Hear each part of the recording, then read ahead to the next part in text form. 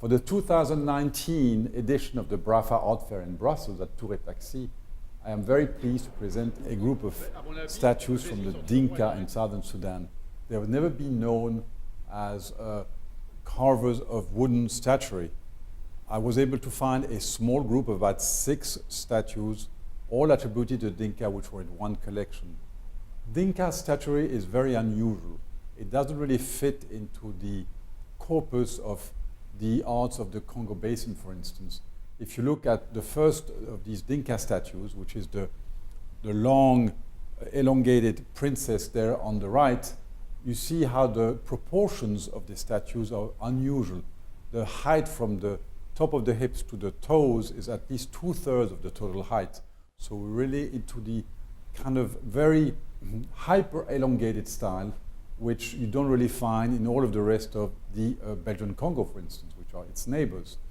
In terms of the modeling of the face and the arms and the torso, there's certain simplicity to that style, the Dinka style, which I think is very interesting because it really, the statement is about the elongation and the verticality mainly, and not about the small details.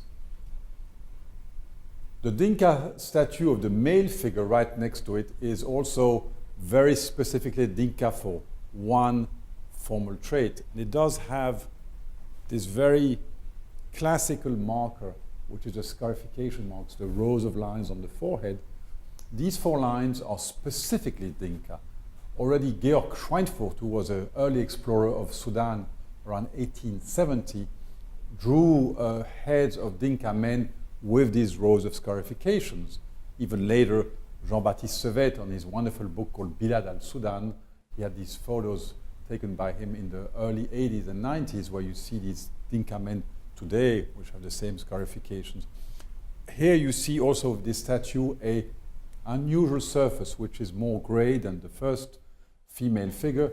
It's probably an object which could have been more often outdoors than indoors, a bit like the bongo statuary from the Sudan, their neighbors. You see also some kind of where a patina on the top of the head. Was this part of some ritual for which it was used? That we don't know. The third piece from the Dinka is a piece which is a statue of a man. I call him the walking man, a statue of a male figure with one step forward, the left leg, which is modeled in a much more naturalistic way. You see that the artist really carefully tried to model the muscles, the bones, the bone structure of this man. He has also a surface which is to a high polish. The wood is complete, it's very fine grained, it's polished very carefully, which gives it the impression of almost a gleaming skin, which is quite unusual and pleasing.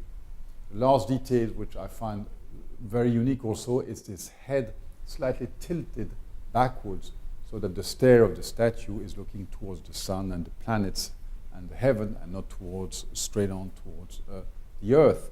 That is a very, very special object which reminded me of a well-known statue of the ancient kingdom, an Egyptian work of art, also in wood, representing a high-ranking official from the 5th dynasty called Kaper.